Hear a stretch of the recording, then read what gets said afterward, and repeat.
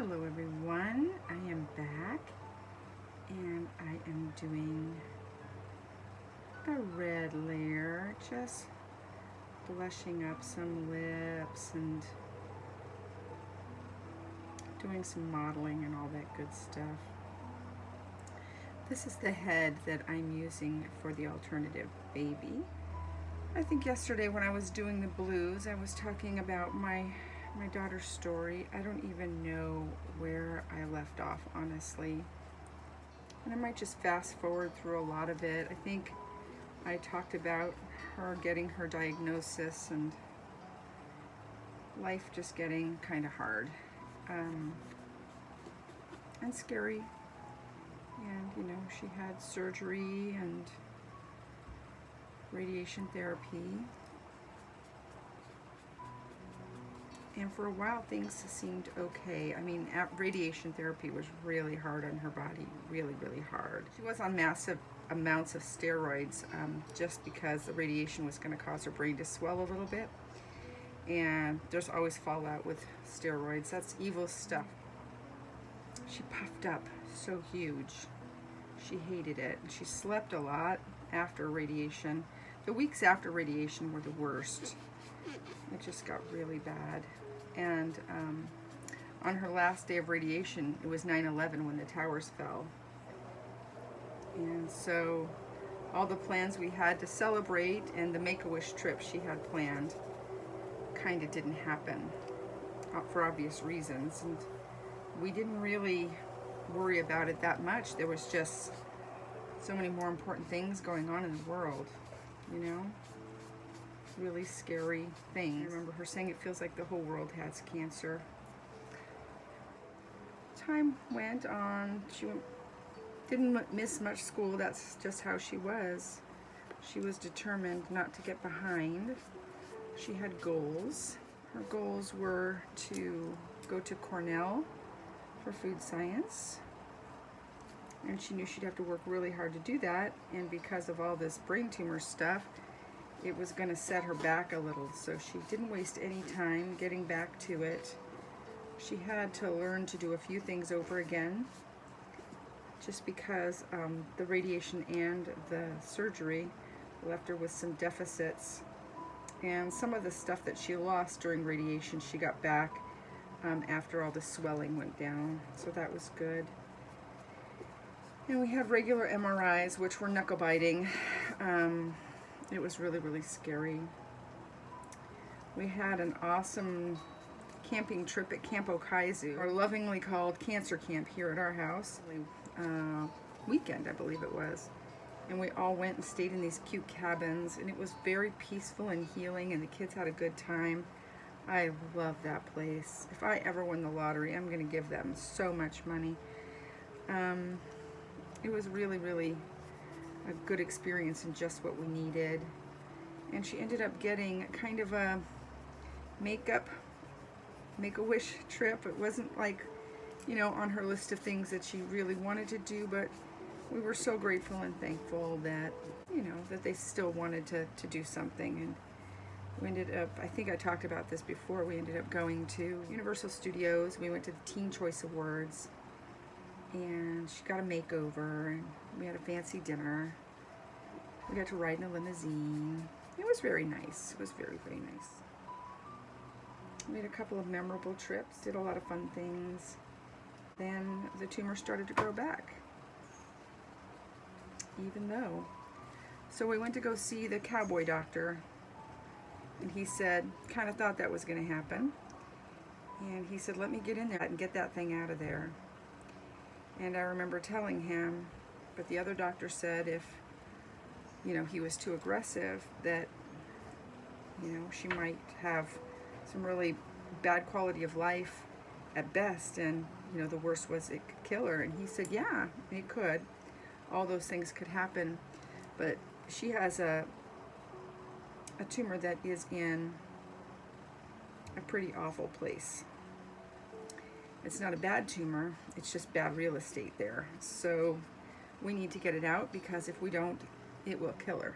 And so we went ahead with that surgery. With the first surgery, she was in the hospital on her back in bed for like a week without getting out of bed, and on a lot of pain medicine, and they did a lot of tests, and it was kind of crazy. With the second surgery, we were in a different hospital, not a children's hospital, and this doctor believed that you had your surgery, you got up, and you started getting back to life, and gave your body the message that you weren't going to be laying around being sick. Now, she did get deficits with this surgery, and this was a scary surgery, mostly because we knew that it could cost her her life, or she could come out of surgery with not being herself anymore. And she knew, and she was afraid. And I remember the night before surgery, we took a big long bath together, and she told me she was really afraid. And as a mom, you don't know what to say. You want to say, I'm afraid too. But at the same time, you want to say, it's going to be okay, I'll protect you, I'm not going to let anything bad happen. But you can't really do that because you don't know. And she wasn't dumb, and I told her the truth. I said, I'm terrified. No matter what happens, I know you, I see you, and we're just going to get through it. We'll just do the best we can. We had a good cry and went to surgery the next day. We were all on pins and needles. Our family came, everybody came, stayed at the hospital with us. We knew we were in for the long haul. Surgery went as long as they said it would, and when they came out, he said, I got it all. I got all of it. Now, with the first surgery, they did not bring me back to see her until she was out of recovery. She was all cleaned up and hooked up to her machines and in her room, and then they called and let me come in. And they kept her intubated for a long time, which scared the hell out of her. And the one thing she asked the doctor was, please don't leave me intubated. And he said, if I can disconnect you, I will. But, you know, I might need to leave you intubated until we know that your brain's gonna take over breathing by itself. Nurse, he came out and he told us, I got it all out. It just peeled away. And that was really, really great. And we were crying and everybody was so happy. And I had expected them not to bring me back there for a while. And he said, do you want to see her? And I said, now? And he said, yeah, she wants to see you. And I thought, wow, that was quick. And when they brought me back, she was still in recovery. Her head was not covered with a bandage. She was not cleaned up yet, but she was awake and she was intubated. She communicated with hand squeezes and used a whiteboard. And I just kept whispering in her ear, they got it all, baby, they got it all. This is it. No more, we're all done, it's out. And between all that, when that tumor first started to grow while we were waiting for surgery, they did give her something called Tumor, which is a type of chemotherapy to try to shrink it before surgery, make surgery easier, and it didn't work. So she had that too. I think I forgot to mention that. Then she had, this slow road to trying to get herself back. Because of the surgery, she did have some deficits. What happened was she had basically kind of like a stroke. She couldn't swallow and she couldn't walk. She didn't have any balance. She stayed on the vent for about 2 weeks. So she had to have a feeding tube placed in her nose, which she hated. But, she had physical therapy, and little by little, she was able to start eating again. Still could never do like a glass of water or anything thin, super thin. Everything had to be pretty thick. But, it was just what it was. And we were glad that she was alive and the tumor was out, and we thought the worst was over, And it was okay for, I don't know, a little while. We hit our mark where they said we could go like 6 months in between MRIs. I think it was about a year later that I was scheduling her MRI, and she said she didn't want to have her MRI. And I said, why? And she said, because something's wrong. I said, why didn't you tell me? She said, I just don't want to go through this again. I said, what's going on? And she said, it keeps falling. and I don't feel good, and I know something's wrong. I said, everything's going to be okay. I mean, there shouldn't be anything wrong. The tumor's gone, buddy.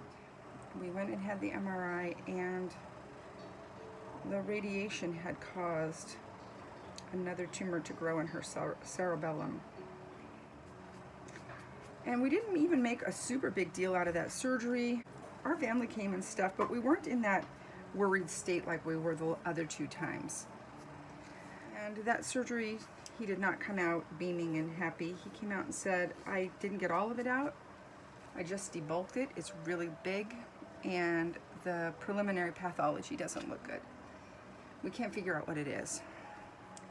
So there are different kinds of brain tumors, and there are different grades of brain tumors. And some brain tumors derive from different cells. And her original brain tumor was an astrocytoma, not a bad tumor to get if it's low grade, and it was like a 1, you know, maybe a 1. And this new tumor didn't appear to be an astrocytoma. It appeared to maybe be a medulloblastoma, and it appeared to be high grade. It was looking like one thing, acting like another thing, and it was growing quickly. So they put her on a high dose of chemotherapy and did radiation again. I think it was just to say that they did something. No one was really honest with us and ever said, this is going to kill her. They just said, we've got things that we can do, let's do these things. I wish they would have given her options and said, you know, this is high grade, I don't think you're going to survive it, but we can try to do some chemo, how do you want to proceed? Nobody gave us those options for some reason, and we were in such a state of shock. I think we were just, let's just do whatever we can. Let's just get this thing gone. Let's, you know, she's been fighting for so long, and we're not going to give up, you know. It only took 3 months, and she died. I'm not going to go into all the details. I think I just wanted to share this story. Tomorrow is her birthday, and say that's what happened. And she was 19 when she passed away. Yeah. It was awful. It was just awful. And when people say, how do you do it? I could never do that. I could never be that strong. I say, I don't know. There are some days I didn't think I could. And there are some days I didn't want to. But something kept me tethered here. And now I'm making Make-A-Wish babies for a little girl who has, the timing is very full circle. I feel honored to be doing this. Look at how cute. Oh my goodness. Whenever you get to red blushing, things just kind of pop and start to come alive. So I still have, you know, my amber washes or my yellow washes. I still have some purple wash. I might do a little salmon wash at the end. I don't know, these babies are getting kind of peachy quick. I have some more modeling to do. I go around in circles and just keep seeing what I think the baby needs and just adding it until it feels right. Depends what you're going for. These babies are preemie size, but I'm not going to do preemie color, but I am going to give them deep skin. I want them to look very painted and very real. I want this little girl who's getting these babies to be super happy. He looks like he's just had too much sun. That's okay. We're gonna perk him up. He's actually gonna be pretty cool. I'm not gonna say what kind of alternative he's going to be because he's going to be costumed by the person that I am working on the collaboration with. So I'm making this part and she's going to costume and style him. So he doesn't have to have like a literal, it doesn't have to be like a zombie or a dog or a clown. He just has to work with the costuming, and so that's what I'm going for, and I picked his sculpt because I think that he will go with that costuming. And hopefully I'll be able to show you guys that when she's all done with it. I got to get him over to her by the end of the month. All these babies have to be done soon. Okay, everybody, thanks for watching. I will see you in a couple more layers.